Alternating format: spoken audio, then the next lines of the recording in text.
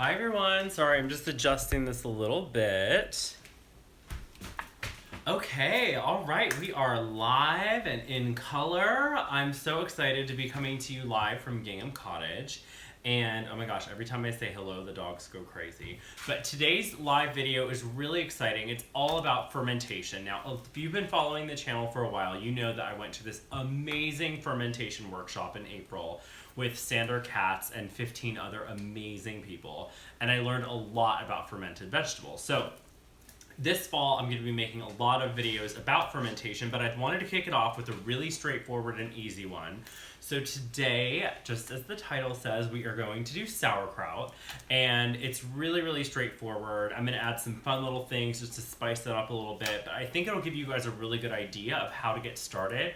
There's so much amazing summer produce still, fall produce coming, and how are we going to get all those flavors to enjoy through the winter in our own beautiful home. So that's what this video is all about today, or video. I always say video because I'm used to doing video, but we're live and in color. So if like the mailman comes, or I don't have a mailman because we don't really have a mailbox here. It's up on the road.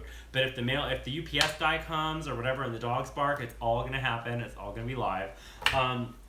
But anyway, let's talk about what we need to get started. So we need things that shred easily. So I've got my really good vegetable knife here. This is a Wusthof knife, which I really enjoy. I've got a mandolin with a little guard, so we're nice and safe. I also have an old school box grater. This is from OXO. I've had this for years. It works really well, and it's dishwasher safe. So is this thing, so love that. And then our vegetables. So we start out with the main event, cabbage. So this is just a nice little green cabbage here. You could also do red cabbage, whatever other kind of cabbage. I also am doing leek, which is really super fun. And I'm also doing, just because I saw them at the market and they looked really good, these green onions. Let me throw that thing away. And just to keep things interesting, we're also gonna do some fennel. And for flavor, we're gonna do some dill. And I have the horseradish root. So this is gonna be a really nice dynamic sauerkraut. And the cool thing is that's just gonna give us lots of spice. And I wanted to sort of keep everything the same color so it becomes a really nice topping. Now, I cannot see far away, so I'm gonna squint and say hello to our first comment. So please leave comments. I will sneak in there. My iPad is charging, so hopefully I'll be able to watch what's going on there as well. So bear with me, you guys. And please ask any questions that you have about fermentation.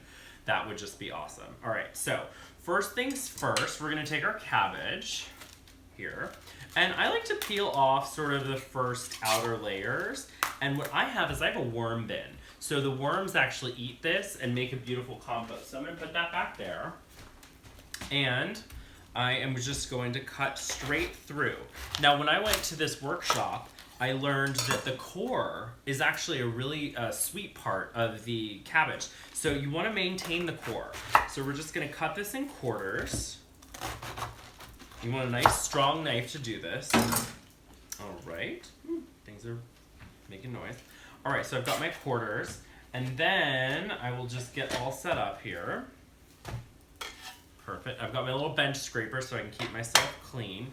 Let's just check and see if this iPad will connect to the world so we can answer questions.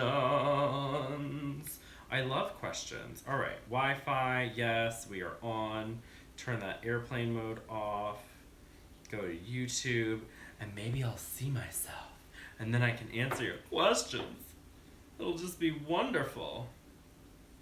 All right, YouTube offline. No, girl, we need Wi-Fi.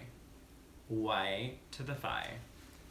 Hi. Oh, thank you, Anthony. It is a wonderful kitchen. Isn't it wonderful? I am so blessed to live here, and I love to share my kitchen with all of you guys. It is just one of my favorite things ever. Okay, perf. Here we go. I think we're getting online. I think it's happening. It's happening. My channel. Let's go to my channel. I think we're almost there, you guys.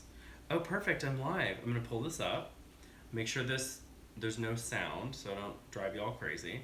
Oh, perfect. So hopefully this will show me the comments on the bottom.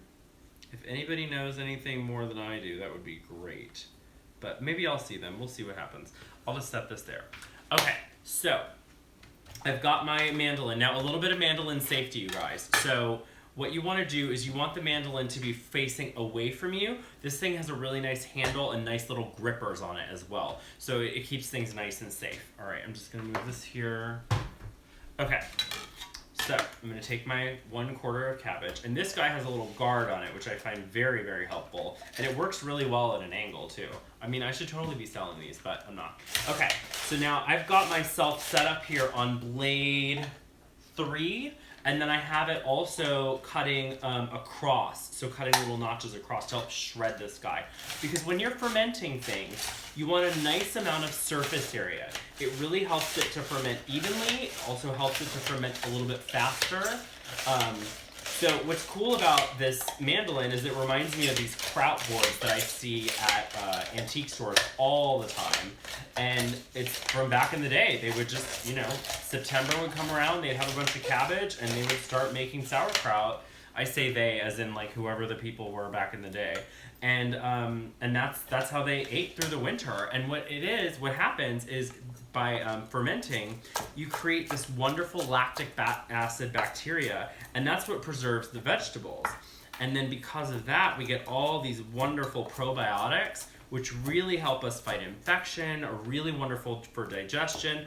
So it's no wonder that, this is something that people typically eat in the winter when people get cold, people get flu shots and all that business. So it's really a wonderful practice to get into for your health. Oh, let me say hi. Oh, and kimchi. Yes, I've done kimchi as well. I wanted to do it a couple times before I made a video of it, but I feel pretty confident in my kimchi. The last batch was really good. It needed a little bit more salt, but that's something we can totally fix. So I will be doing a kimchi video as well. So I'm just shredding this away. And if you have dogs, be careful because there's just stuff flying all over the place.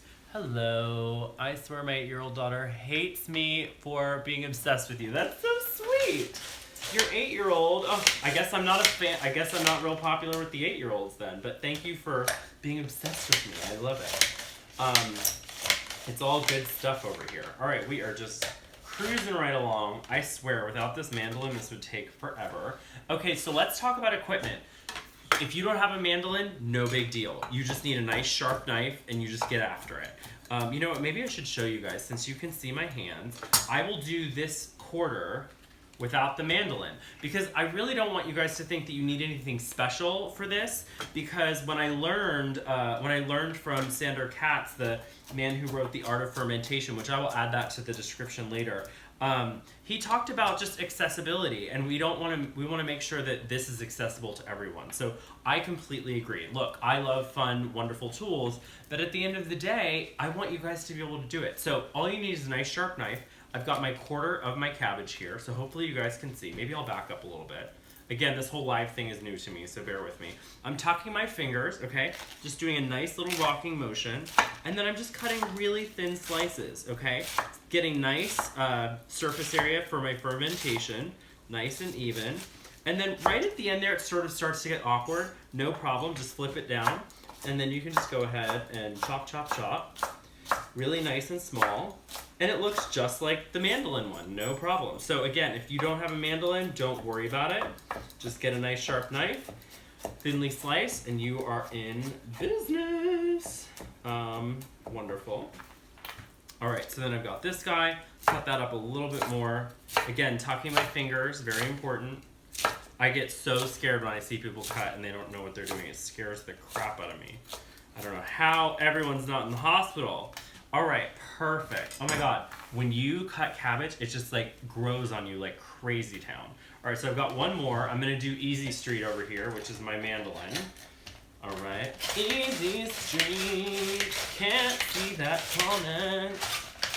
I literally need to figure out how I can read comments without having a producer here, because I don't know, but I'll try and keep squinting in there when I can. All right, so that is done. Tons and tons of cabbage. And then if you have like some extra pieces, no big deal. Just go ahead and slice them. Not every single thing will go through there. Now, you might be asking, Theodore, I have a food processor. Can I use that? You can totally use a food processor. I just really like doing it by hand. I don't know, it's just part of the process for me. I just really enjoy it. So there's that.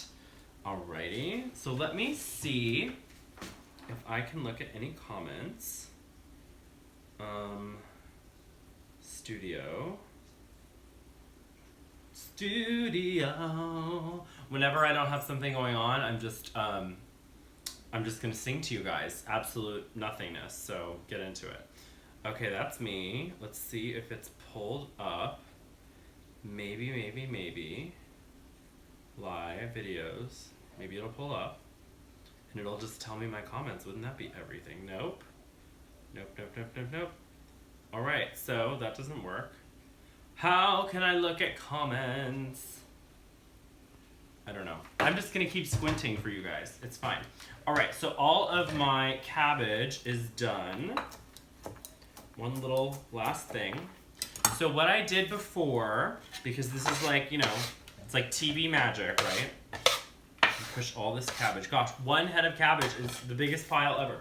So what I did earlier is I did another head of cabbage, okay? So this is just a tub. Please don't be intimidated by this. I think I got it for like $20 somewhere. You can use a Rubbermaid tub. You can use whatever kind of tub you have. And it's just really easy to go ahead and get your hands in there, because what you have to do is you have to squeeze it. Because what you want to do is get that moisture out. This becomes the brine. Now, if you've never, ever tasted sauerkraut, so sauerkraut is a fermented vegetable, usually cabbage, okay? And it's submerged in a salty brine. Now, this brine, what my goal is not add any water. So it's just salt and vegetables. The salt pulls the internal moisture out of the cabbage and puts it into this vessel. And then what we do is we submerge it so that it doesn't mold, because that natural lactic acid bacteria that we're building in here will preserve the vegetable, make it nice and crispy. So I already started this guy, and look, I'm already getting a little bit of water. I hope you guys can see that. This is all naturally in this cabbage, looking good. I already salted that, okay? So I'm just gonna like sort of jerry-rig this. I wonder who Jerry is. I don't know where that came from. So I'm just putting this in here. All right. I don't know what I would do without my bench scraper, you guys. It is my ultimate, one of my ultimate favorites. I mean, I say everything's my favorite, but this one is really essential. Okay, so we're gonna put this up here.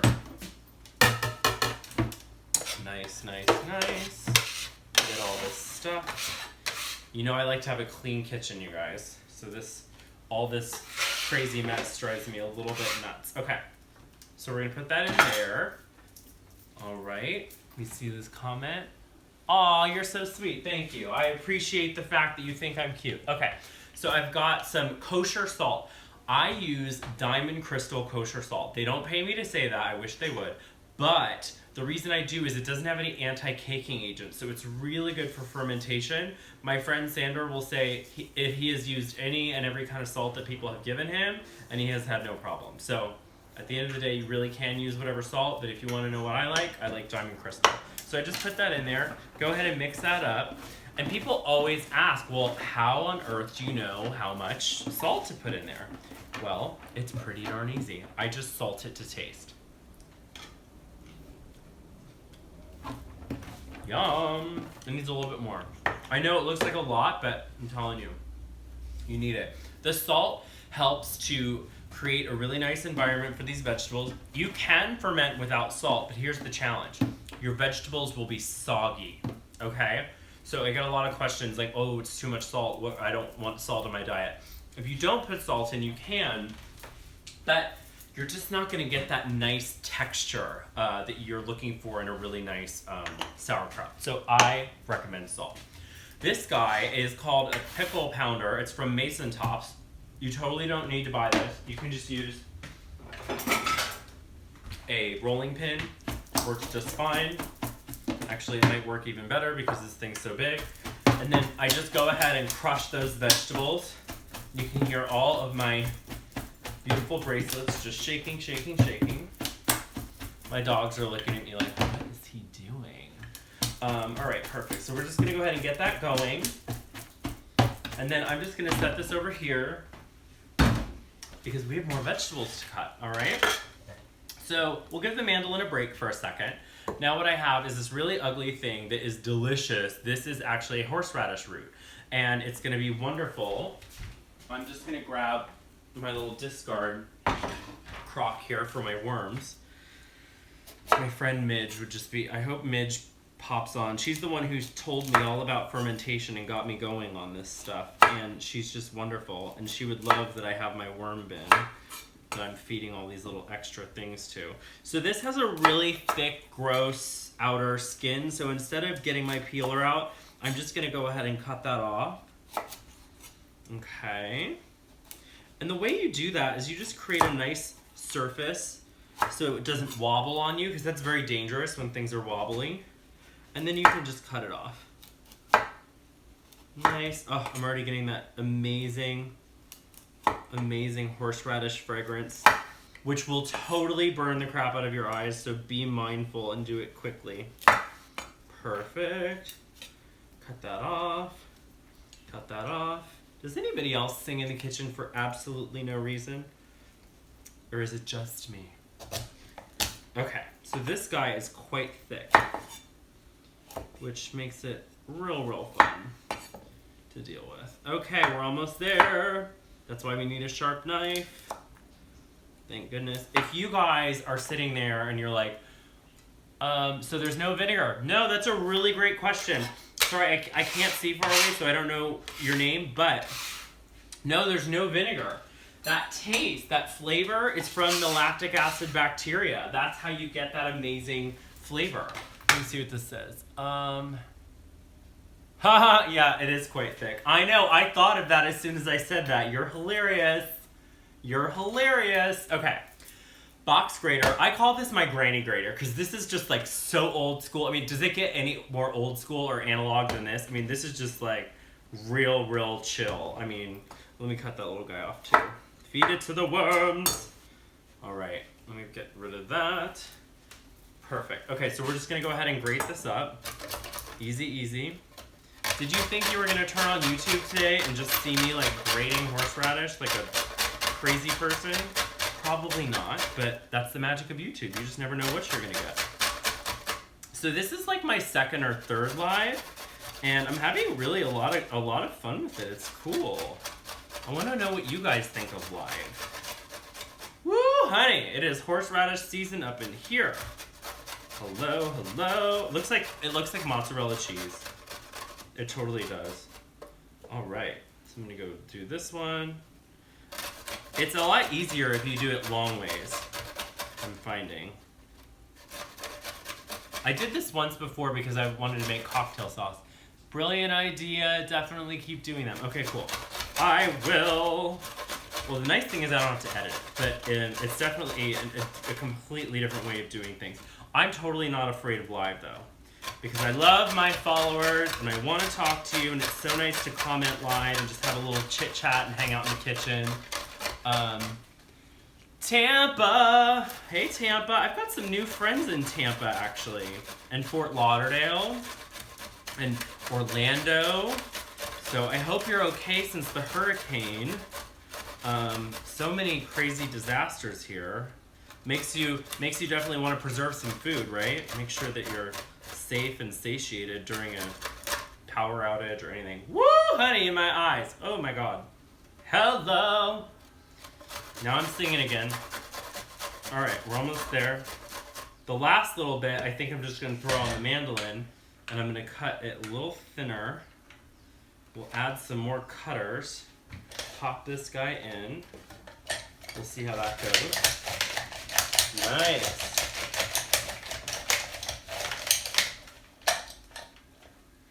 Just kidding. That doesn't work. Do not mandolin your horseradish. It ain't gonna happen. It's just not. Oh, but right at the end, you can just go to the smaller grater, and it's much easier. Oh, that's better. Arkansas, hey you guys. Thank you. Thank you for loving my hair. Okay, one last little bit of horseradish. This is gonna end up being the horseradish show after a minute. Now, when you're grating things, or using the mandolin, once you get down to that last little nub, just give it to your compost. Don't hurt yourself. It's just never worth it. So I'm gonna give that to the compost. I've got a nice amount of horseradish here. Woo! That'll get your eyes going, okay?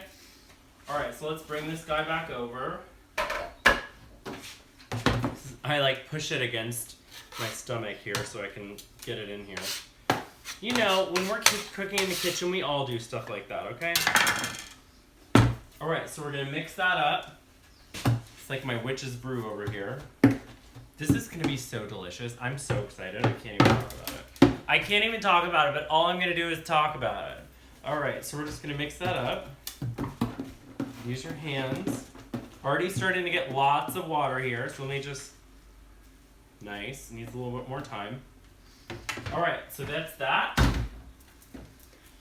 We're just gonna keep on keeping on over here. Let's see here. OMG, you should do more live streaming and can sit and watch you for hours. Awesome! I would love for you to sit and watch me for hours. I will perform for you for hours, I promise. So I've got my leeks, okay?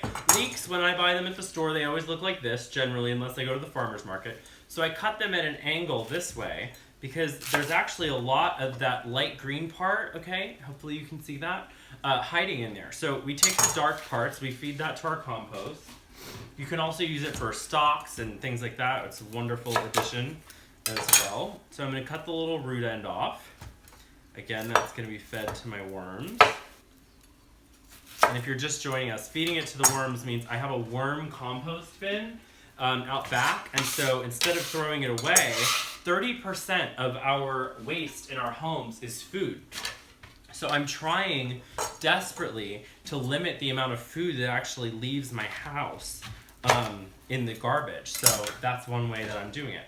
So now we're back to the mandolin. We are on, let's do number, oh, this one's fine. So we're on number 3 on this specific mandolin. This is from a company called P&L or PL. I remember seeing the logo, PL8.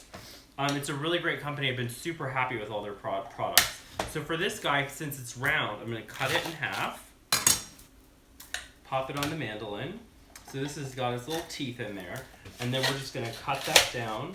Oh, just kidding, I need to just do it the other way. This is what happens when it's live.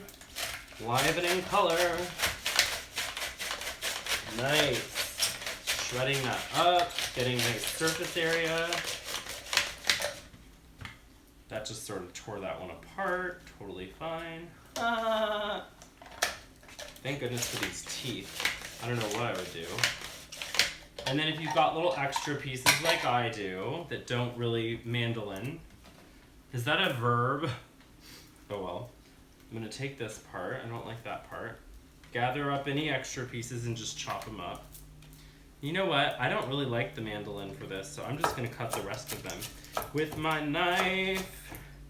I guess you could also shred it, but you know, leeks have so many layers, so it probably just won't work out that well. These little, I've got some ugly pieces in here. I'm gonna throw those to my little worms. They're not nearly as picky as I am. Let me just cut that. Oh, I just saw a comment flash by, but I can't see it. All right.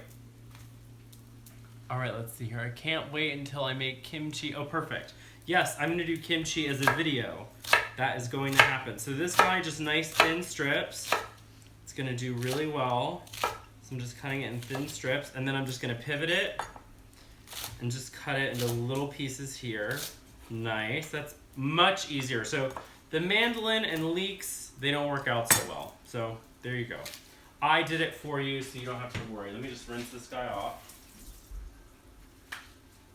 If we have any questions, I'm gonna try and keep track of the comments. So if you have any questions, I'm gonna watch this for the next 30 seconds while I unwrap this guy, and I will answer your questions accordingly. Okay, let's see here. When are you going to do more house tour videos? Can't wait. Okay, so you just asked, when am I doing more house tour videos? My house is so small. Like, I have not done the bathroom yet. I just did the deck. I think I can do the living room. I've done my office, really. So I don't have a lot of rooms, but I will make sure that the entire house is covered by the end of the year. And, oh, my chef's knife, that's a great question. So this chef's knife is from a company called Wusthof, and they're a German company, And when we moved in together, Matt, my husband, and I, we registered for these knives. So we started registering for Christmas gifts so that people would actually get us what we wanted. It was my mom's idea, and it was like the smartest idea ever.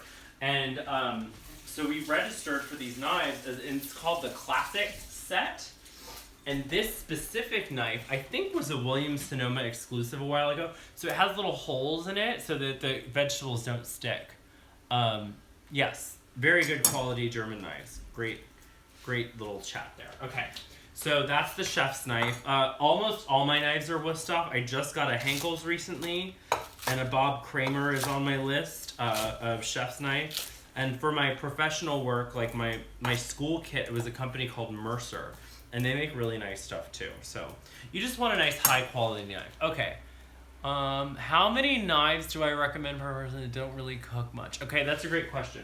So we just got a question. How many knives for someone that doesn't cook much? So first things first, you're gonna want 3 knives. Okay, so the answer is 3 knives. You want a serrated, or some people call it a bread knife. I don't call it a bread knife because it's very versatile. You want a paring knife, so this is about 3.5 inches, a nice paring knife, and about an 8-inch chef's knife. Those would be the 3 that I would do if I didn't cook very often, because you can do almost anything with these. So I'm just gonna walk these back over. You should never walk in a kitchen with the knife pointing, but I'm completely alone in here, so I'm not too worried about it. And the dogs are over there, they're not bothering me. Okay, so now my leeks are done. There's just never enough places to put things, right? So the leeks are done, we're gonna add those in. Nice. Nice. What would I do without this bench scraper, I'm telling you. This is from a company called Dexter, and I like it because it doesn't mess up my surfaces, and it's dishwasher safe. So if you've been watching for a while, I love anything that's dishwasher safe. Okay, so I don't put my knives in the dishwasher though.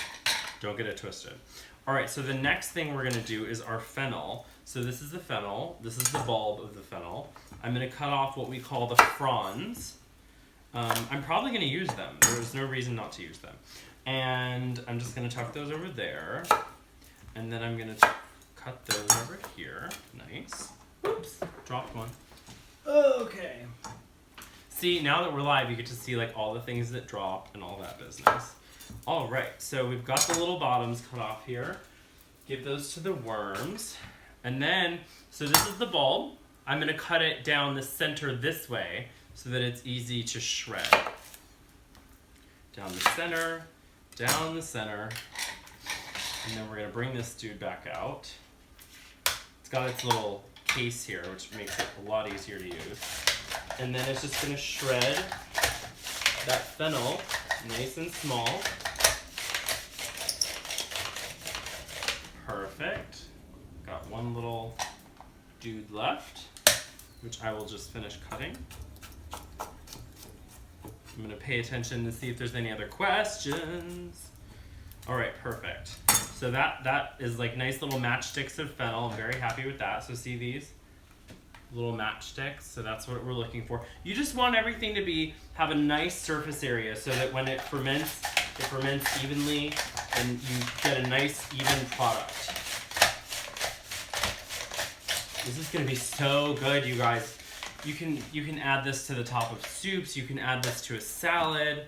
You can add this to sausage. You can cook with it too. If you cook with it, I recommend also serving a little bit of the fresh, uncooked sauerkraut with that, so that you do get the probiotic benefits. There's things like kimchi soup, which are delicious, and what they do is they serve fresh kimchi with the cooked kimchi, so that you still get the benefits of the fermented food, the probiotics and all that business. I've been so lucky to learn so much about fermentation because of that workshop, and I've continued reading and looking at things, and I'm going to do a video about kombucha and all that business. I mean, it's just really endless, the possibilities. Oh, this is wonderful. I'm telling you, without a mandolin, this would be a lot of work, but you can totally do it. What knife am I using? So this is the Wusthof. We answered that a little earlier, but this is the Wusthof vegetable knife. So it's got little holes in it so that the vegetables don't suction. You know when you're cutting a potato and it's like everything suctions together? This helps to prevent that. Not 100%, but it helps. All right, so I'm adding our fennel. So in here right now we have the sauerkraut. Sorry, hello, we're making sauerkraut.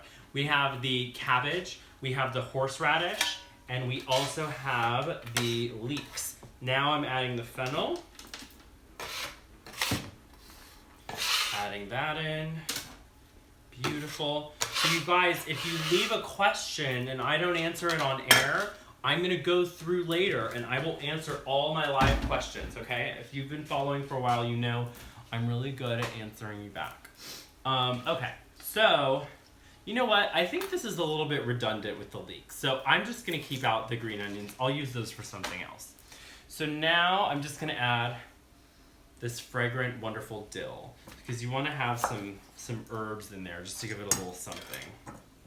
And a lot of times you're going to find like caraway seeds and things like that. I'm not going to really do that. I just want the horseradish and the dill to sort of do its thing.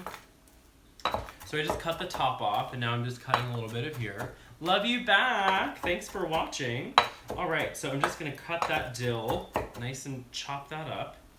I'm not going to put the stems in because I just want the little leaves to sort of color everything here. So I'm just going to pull out the little extra stems. Perfect. All right. So now we're back. I think this is the last thing going in, as far as I know, unless I find something else in the kitchen. All right, we're going to pop that in there. Oh my God, you guys, this is going to smell amazing. All right, I do not want a messy kitchen, so I'm going to do a nice, clean sweep of all this.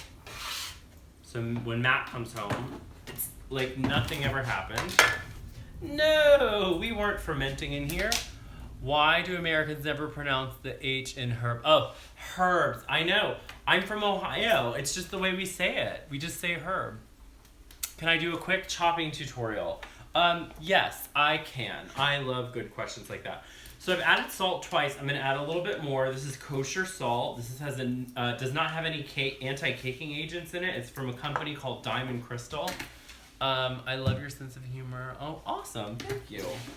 All right, so I'm just going to mix this up with my hands. I washed my hands before I got on camera, so if you're paying attention.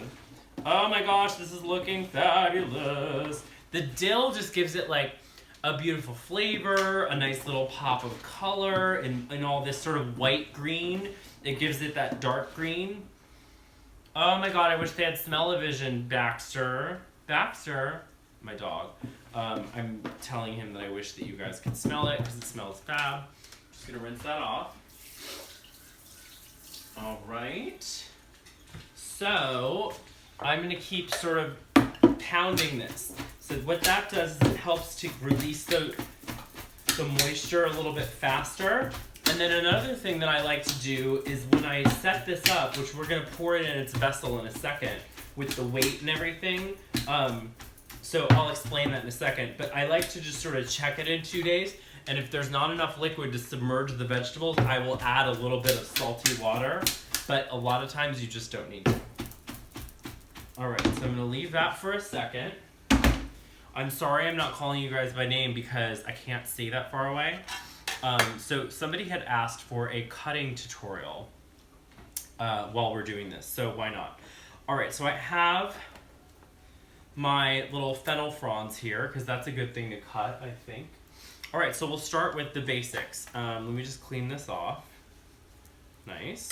You know what, let me just clean all this off because I just can't stand a mess. Anybody else clean as you go in the kitchen? Huh, anybody else? Am I the only one? All right, perfect. So I've got a nice clean knife. Oop, just kidding, there's a little bit of dill left.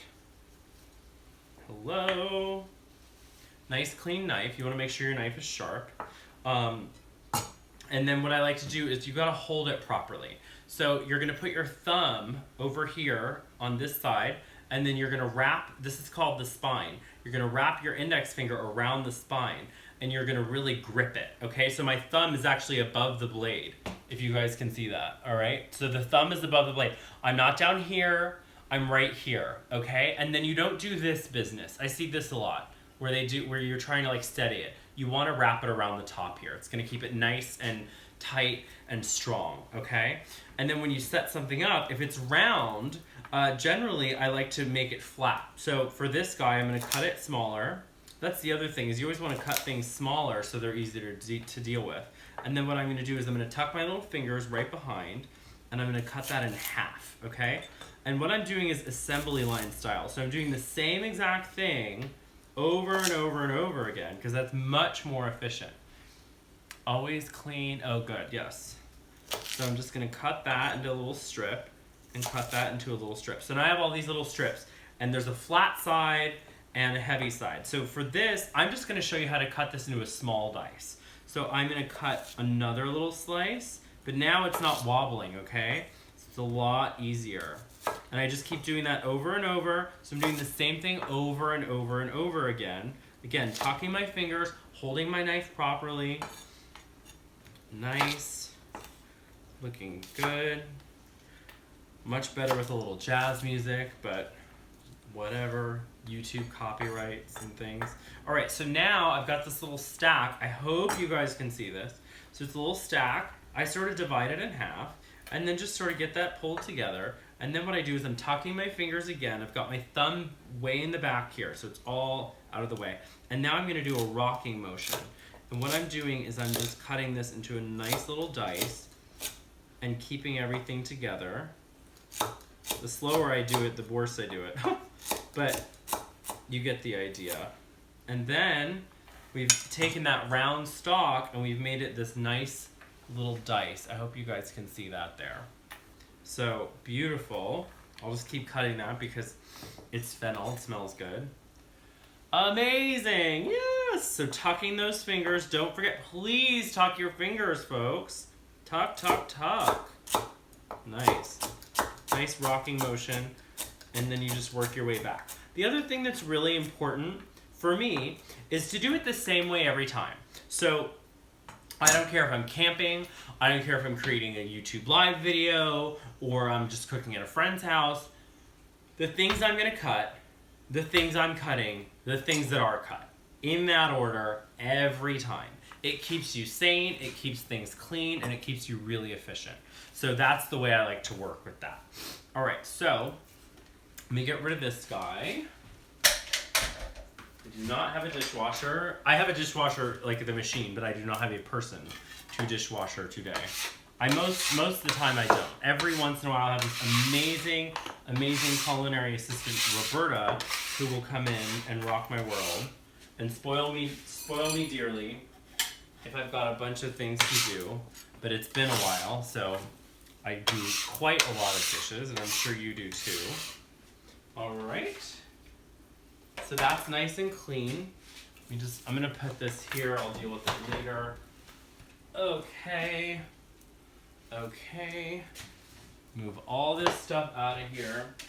I'm gonna keep my salt handy because I'm probably gonna need that. Gotta keep this clean, you guys. Otherwise I'll go nuts. Okay, so I don't need my knife anymore. I'm gonna put that over here. I always keep those out of the sink so that you don't get a little surprise cut later. All right, so something that's been hiding here the whole time, my crock. Now, this is something that I think intimidates people for some crazy reason. You do not have to do this in a crock. I have something fermenting up here in a mason jar. So these are some brandied loquats. We have a loquat tree out in the yard, and I'm working on some brandied loquats. So those are sitting here, and this little thing on here is called, I think it's called a pickle topper or something. It's from Mason Tops.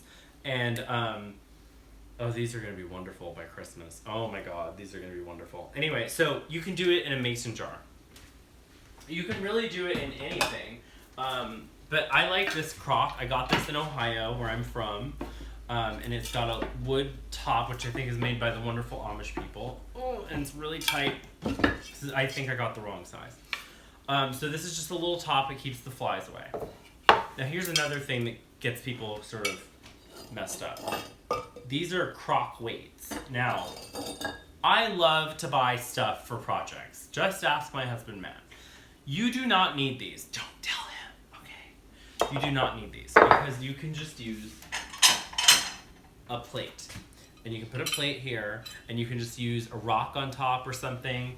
And I can't see what you're saying. Ha! Everybody gets that. Okay. So you could put a rock on top, or you could put a Ziploc bag that's food safe, full of water, that'll just sit on top to help push this down. So what happens is we have all the vegetables. The vegetables have their own juices. Those juices come out of the vegetables because of the salt. And then the goal is to keep the vegetables under the liquid. That is sort of the essential fermentation thing when it comes to vegetables, is you want to keep it submerged. Because when those are submerged, they will not mold. They will not mold because the lactic acid bacteria prevents mold growth. That's why this is a wonderful way of preserving food, and that's why fermentation sort of has existed forever and ever and ever, is because it works. Okay? Now, if you're afraid, if you have fear around eating fermented food, please raise your hand and give me a little comment, and I will explain more about that in a second. So this vessel is all clean. I cleaned this vessel. This is non-porous, which is important as well. And I'm just going to take my vegetables. Pound, pound, pound, pound, pound, pound, pound. Okay. And then I'm just going to put them inside. Oh my god, that dill. I love pickled. I have not eaten anything fermented. Okay, so if you haven't eaten anything fermented, we'll talk about that. So I'm just putting the vegetables in so we can talk about that. So the thing about fermented food is there is literally no cases reported that anybody has ever seen of anybody dying or getting sick from eating fermented food. Fermented food is very, very healthy for you. It has lots of probiotic bacteria in there, which is wonderful for us. And people have been eating fermented foods forever and ever and ever because it's a great way to preserve food. But now what we've found out since we have science is that it's actually quite good for us as well. But think about it, refrigerators have only been around for what, 100 years tops? So people lived without refrigeration for a long, long time. And so all these fermentation techniques are really how they ate in the times where things weren't fresh. So there's really nothing to be afraid about. There's just a couple little things to keep in mind to get a successful ferment, which is going to be submerge your vegetables under the liquid. Let me see here. My mom used to do fermented foods. Yes, it is healthy. So you want to make sure and submerge your vegetables under the liquid, which is its own liquid. You can also, if you're doing like a pickle, like a dill pickle or something, you can just do a salty brine because it's not going to give you as much liquid. And just salt to taste, you guys. So I'm just pounding that down. And then because anything that's around the sides can mold, okay? So you want to make sure and clean the sides off a bit too. So we're just going to clear that up a bit. Now let me show you guys, because you know when I do the normal videos I have the overhead camera, but I don't have that for live. So see, it's just right in there. All right, nice and flat. Now I'm going to taste it. You want it to taste like a nicely dressed salad. Uh-oh. This is what happens when we're live. I'm just going to let that ring. Yes, I have a home line, you guys. I have a home line. Oh my god, this tastes so good. I think it needs like a little bit more salt. I don't want to go crazy, but just a tish. You want it to taste like a dressed salad. That's maybe a teaspoon that I just added. You mix that in. And when I mix, I squeeze it, okay? So I'm squeezing the vegetables. See that liquid that we're getting now? Now we're in business, okay? That is starting to work. So you really want to massage that and squeeze it. Then leave it for a couple hours. Okay, good. All right, so nice and clean.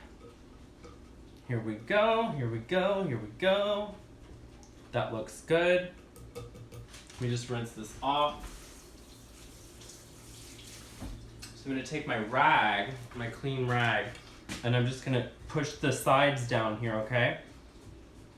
So that all those vegetables are part of the story. Sandor would probably laugh at me, the guy who wrote, who's a friend of mine now, who really inspired a lot of us to be fermenting now, would laugh at me being so crazy. How do you weigh down? Okay, so I'm weighing it down using these crock weights. And this one still has a sticker on it. Hello. Hello.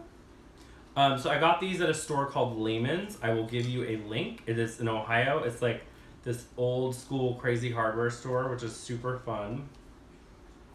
They have like gas, like oil lamps and stuff.